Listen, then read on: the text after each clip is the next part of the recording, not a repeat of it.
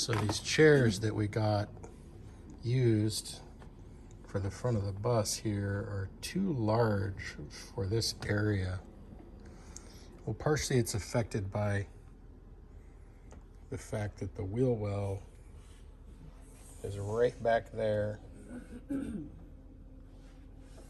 this bar is really low on the back of this chair here, and it's preventing the chair from going back any further. I mean, actually, there is plenty of room back here. It would fit.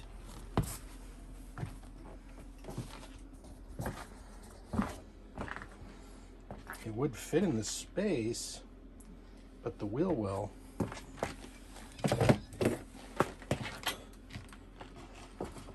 is occupying that area, and the bar on the back of this chair right here is right up against it, preventing the chair from going back any further.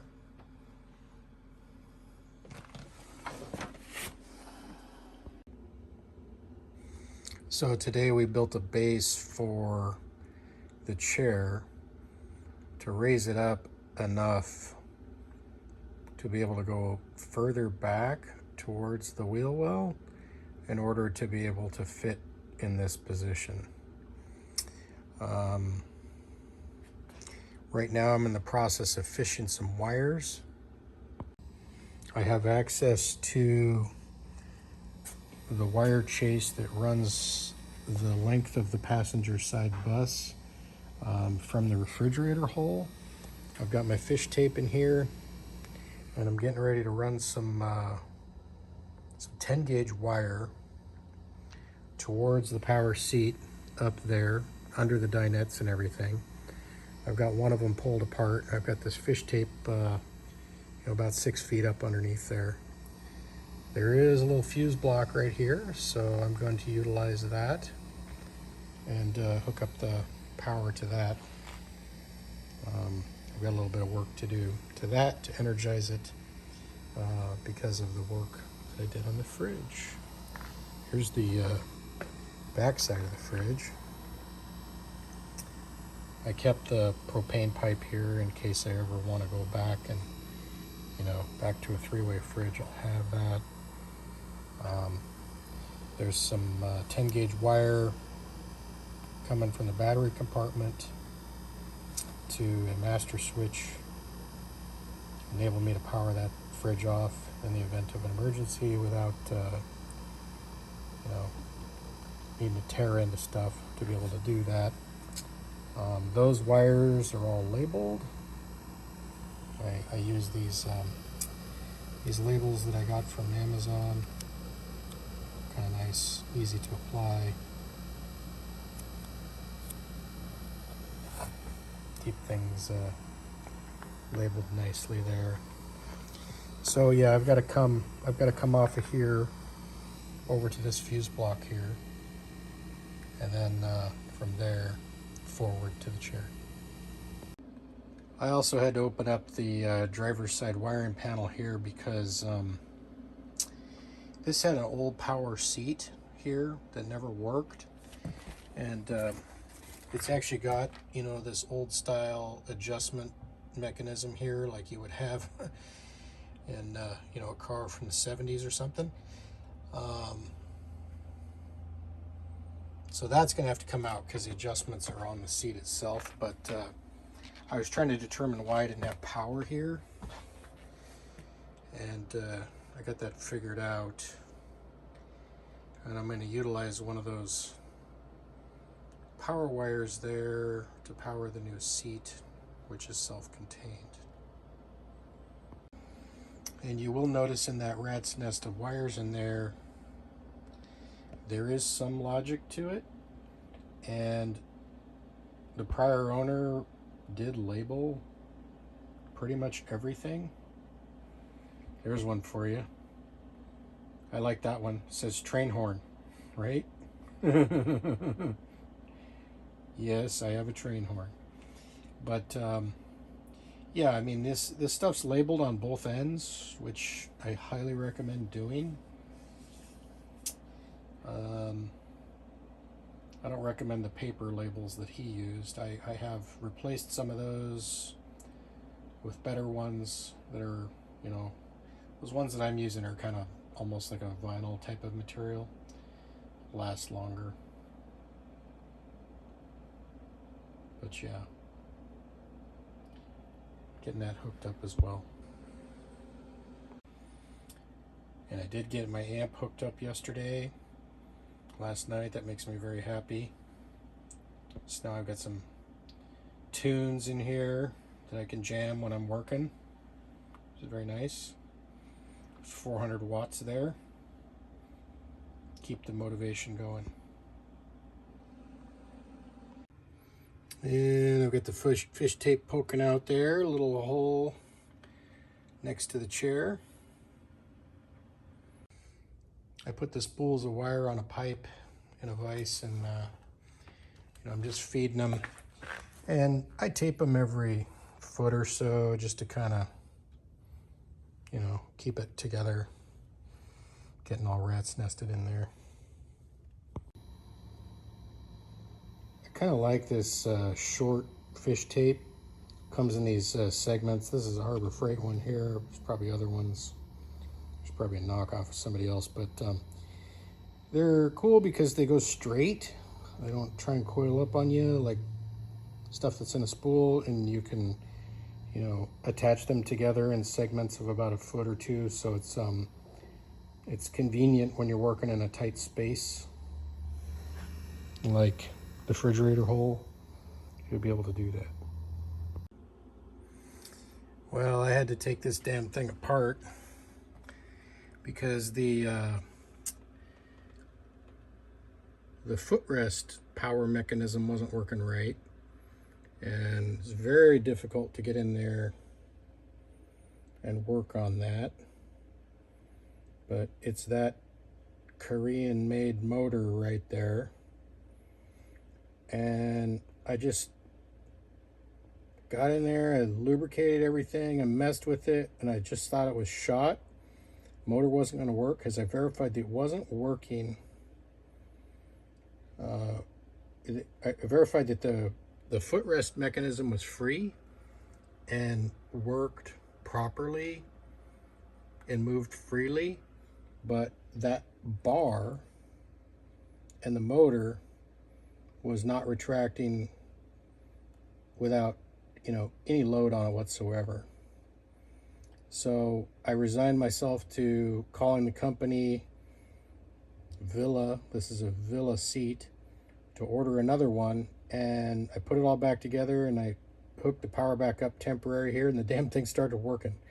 So I guess I just lucked out there. I'm not really sure what I did to fix it besides take it apart, lubricate everything, mess with it a lot, and just get lucky, I guess.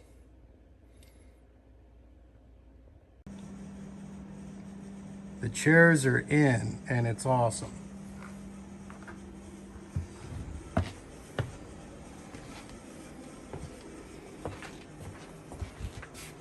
They need to get cleaned up. Power adjust.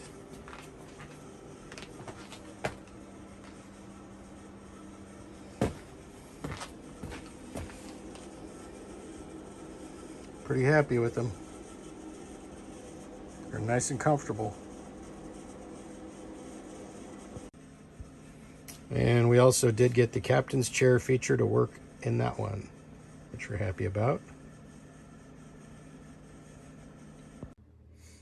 Okay, I'm removing my Suburban propane furnace in favor of a Chinese diesel heater. This thing has given me a lot of trouble. I've had this thing in and out of here probably 3 times. I'm sick of working on it, so I'm gonna get something else. These are like a box in a box, so this outer box can stay put and you can remove the guts of it. We'll just, there's just a couple screws down there, unhook the propane, unhook the wires, and it should just slide right out. It's fighting me right now. So I forgot there's a screw on the exhaust that you have to take out. So I took that out, and that will just come right out.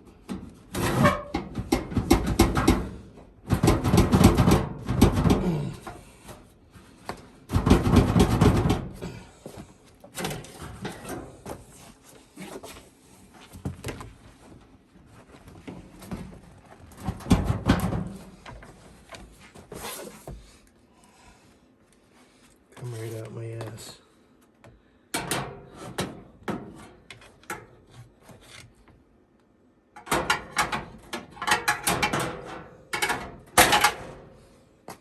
Oh, it's hanging up right here. This lip.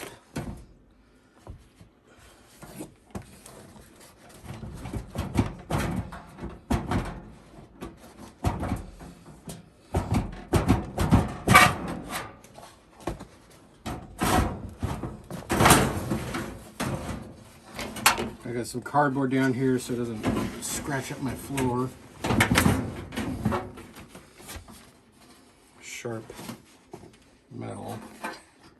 Wearing gloves. Lots of sharp edges.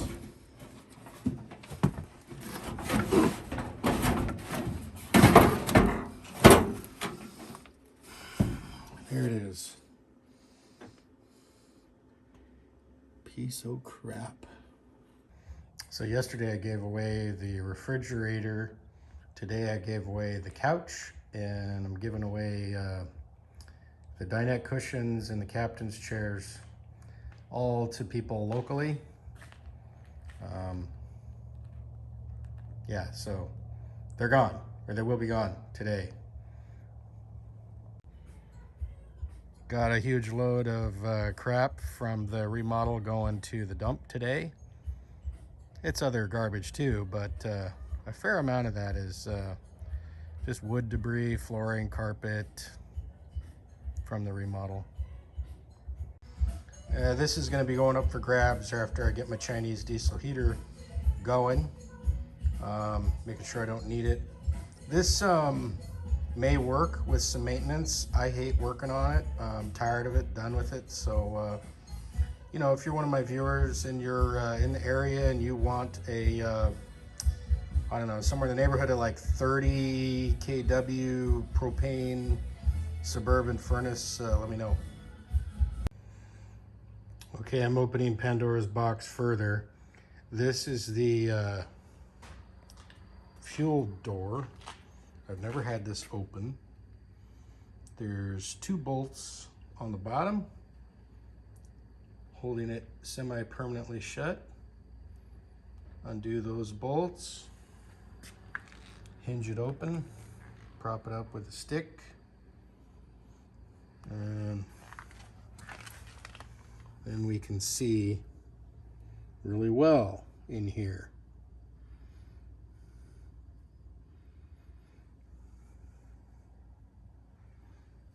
Interesting stuff. So I was wondering about that vent that goes up into the wall, and then it looks like it just comes right back down to there. So it's a big loop, and I'm wondering if that thing on the end is the whistle that's been muted, because there is no longer a functioning whistle.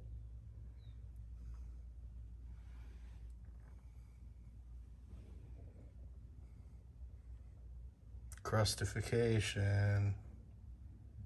Yeah, it's pretty crusty in there, huh? No sign of leaking. It's good. But yeah, I gotta tap into this thing for my diesel heater.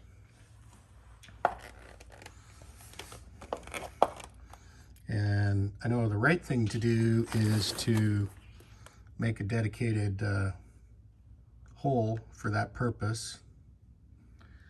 But I've only got a limited amount of clearance here to drop a dip tube in there, unless I want to make a hole in my floor, which is what the previous owner did to install that gauge back there. There's a hole in the floor from that.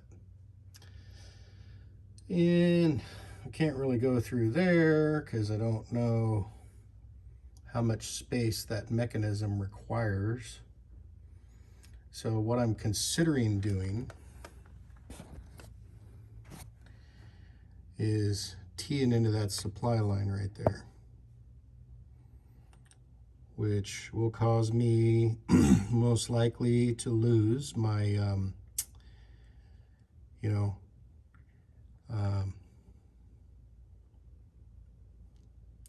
lose my fuel, you know, so I'll have to reprime the system potentially.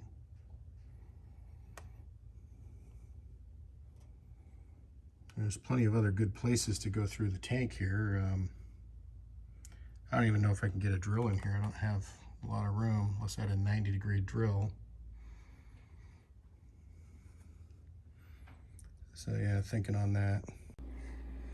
So the remodel portion of this project is essentially done. I've already started moving on to the next thing, which is the heater install down there. So I've already started tearing things up a little bit. I'd like to give you a nice finished after shot, but you know, there's still a few little things I got to do here. I got to work on some lighting over here, a little bit of wiring. This is the diesel heater I'm going to install. Got to bolt the couch down, but this is all done and looking pretty good.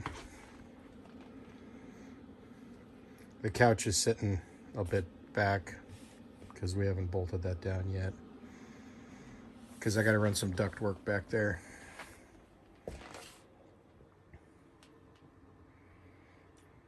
But yeah, should give you a sense of where we're at. Also the pantry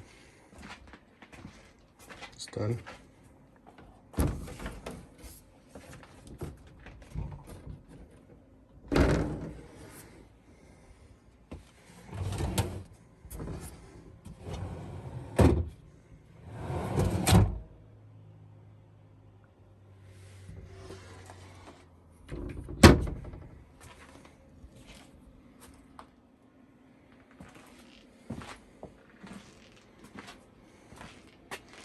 These chairs are extra comfy.